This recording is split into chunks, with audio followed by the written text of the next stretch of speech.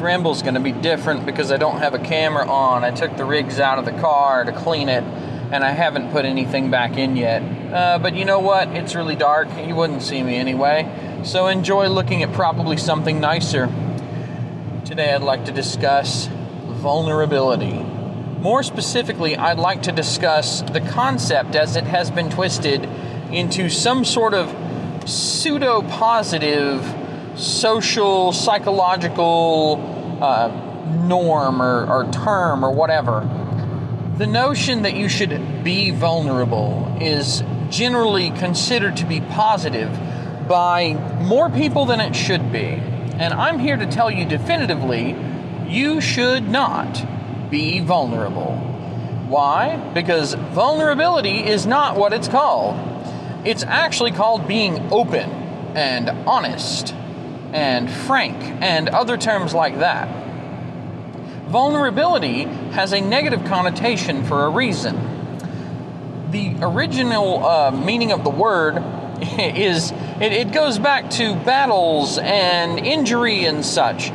Vulnerable means that you can be harmed. So when someone says be vulnerable, they're saying make yourself such that you can be hurt. Make it so you can be injured. Now, the colloquial understanding of that, the pop science, pop psychology understanding of that, is really just be open about your feelings, discuss them freely. But you shouldn't do that either. The problem with vulnerability is there are reasons to guard yourself. There are reasons to not say what you feel. There are reasons that you probably should keep it to yourself. And everybody is so busy running around on YouTube and the internet in general, telling people that, especially men, that they need to open up and be vulnerable, that they need to talk about their feelings. All of this fake, I don't know how exactly to express it, but this false sense of caring about how men feel, and the notion that, men are in crisis and things like that. Like, men they aren't allowed to express their emotions. Well, yes, it is true that the expectation in society is that men do not generally express their emotions freely. And yes, this can cause problems when taken to an extreme. When some men need to vent and they don't, and they bottle it up, you end up with people like Elliot Rodger or the Columbine high school shooters. You end up with some pretty severe consequences because you cannot bottle things up forever without venting.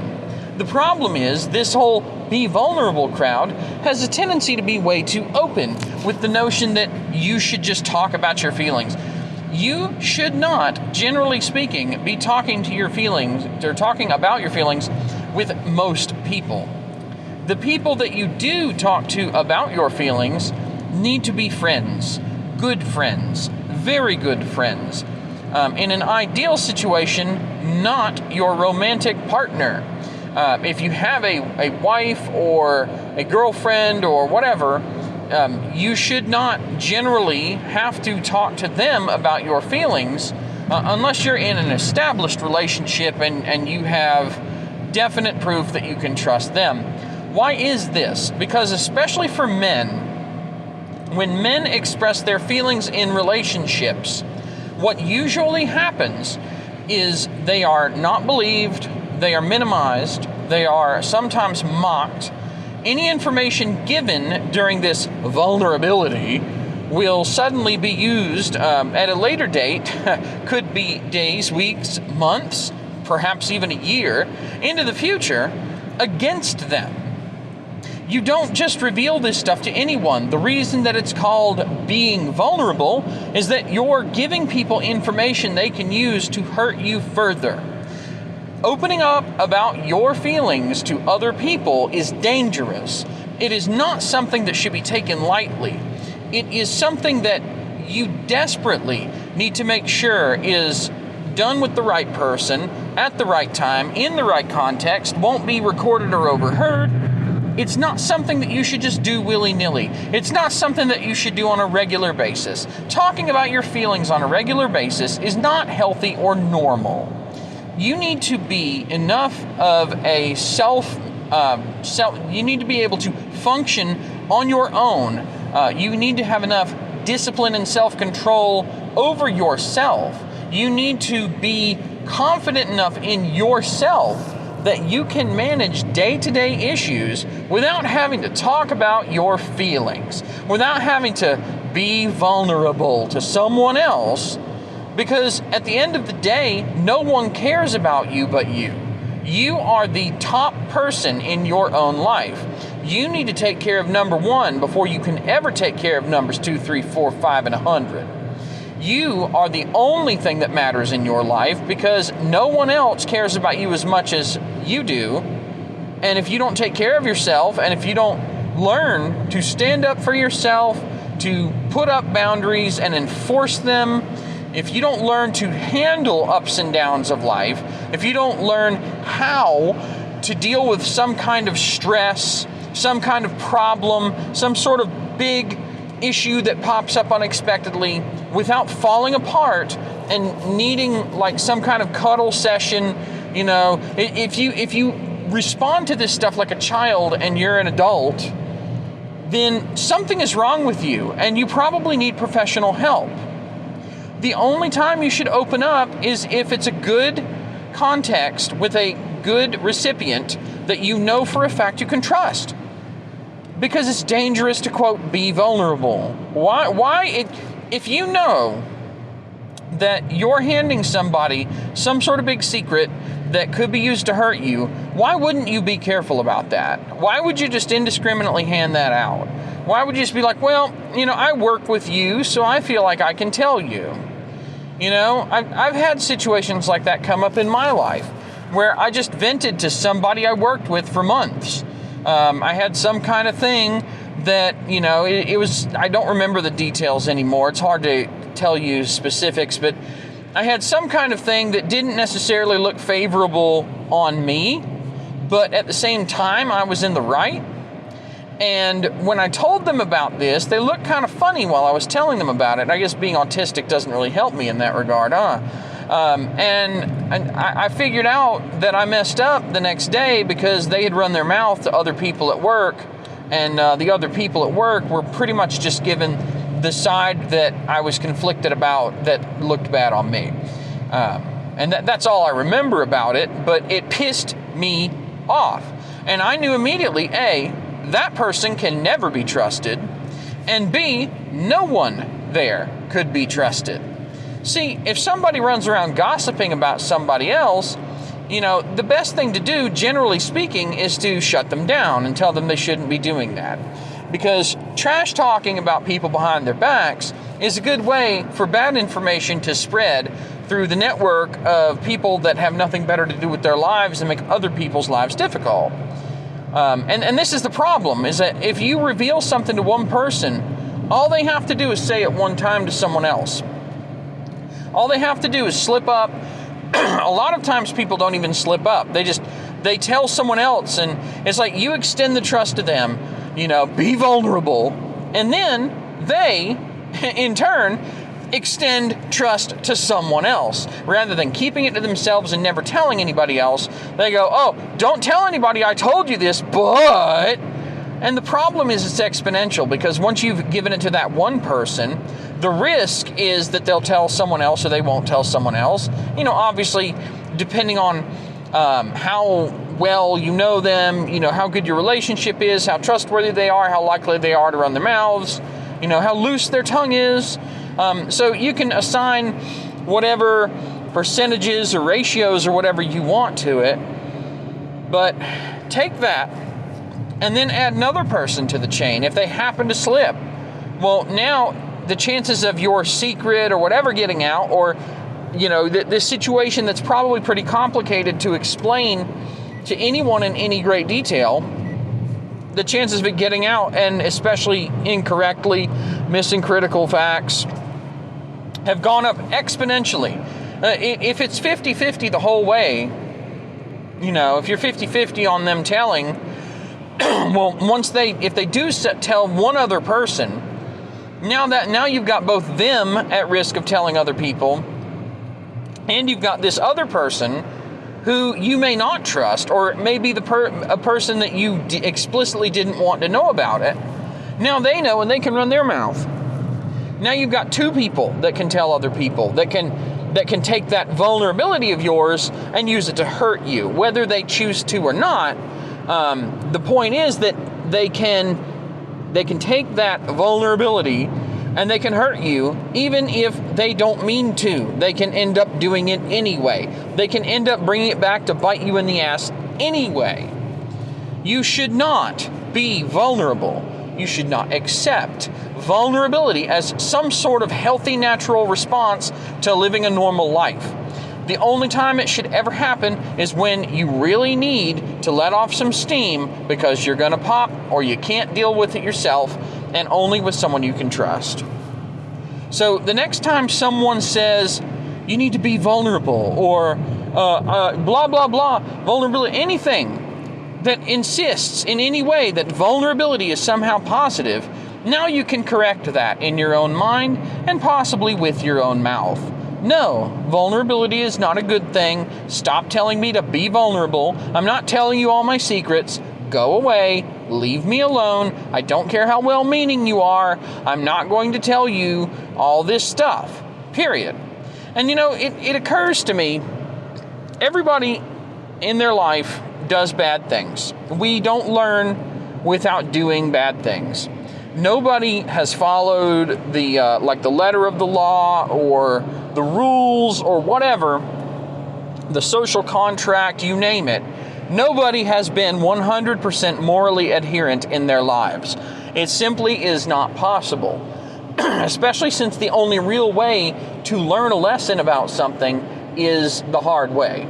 There is no easy way to learn a lesson. You have to mess up and be punished, be through social means or like exclusion or jail or whatever. But principal's office, take your pick. But you don't correct behaviors without making those behaviors public and getting kicked down. Now, if you did something in the past, let's just say you were in school and you routinely just would curse or you talk shit about people in school and you grow up and you're an adult, are you going to tell people that, I used to say really bad things about people in school and I feel bad about that, blah, blah, blah. Are you really going to tell people that? Because the problem is that while you're being vulnerable, telling people that, you did something bad in the past and that you feel bad about it, what people usually will take away from that is, this person used to be a bully and an asshole. Well, who's to say that they're not still a bully and an asshole, but they're better at hiding it? Oh man, we better look at, maybe we should check and make sure that this person's not still a bully and an asshole. Maybe we need to be more vigilant. And it can cause a tailspin. That's all it takes, is just planting that seed. The harsh truth that a lot of people do not want to understand, do not want to accept, is that there are a lot of things in life that are better because you don't know about them.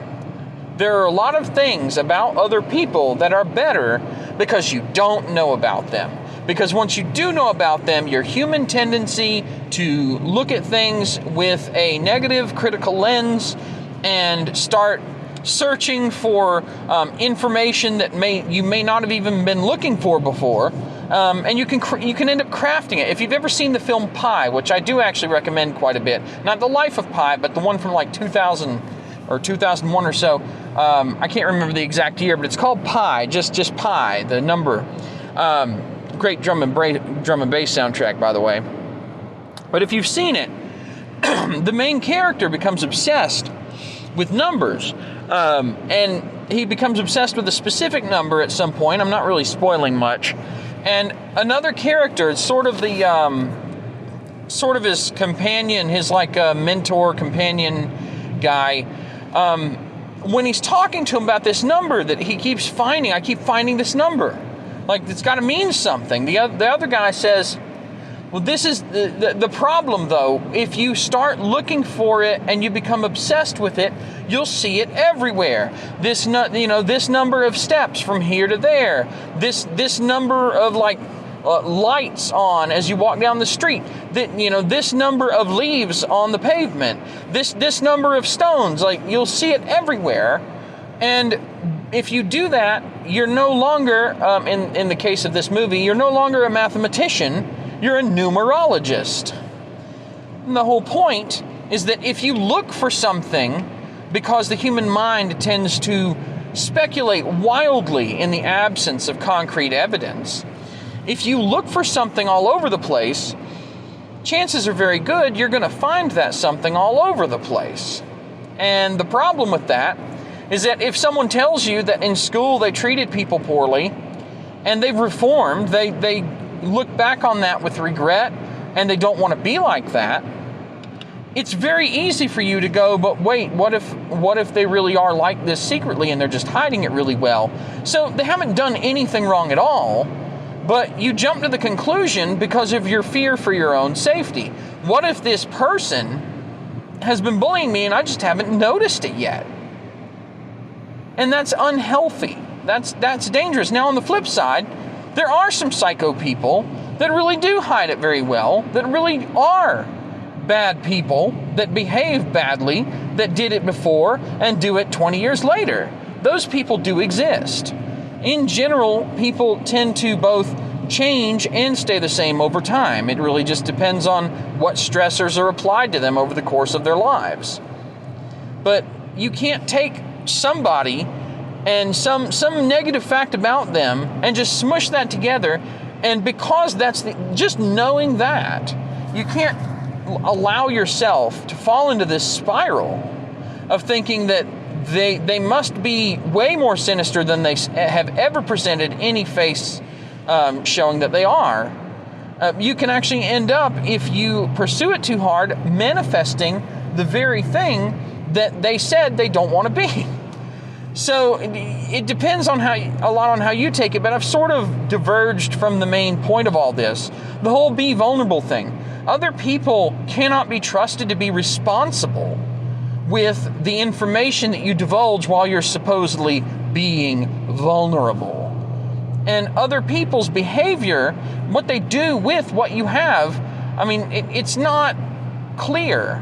You can't control it once it's out. It's Pandora's box, except it's Pandora's box of things that explicitly can hurt you, could drive you up to and including the point of suicide.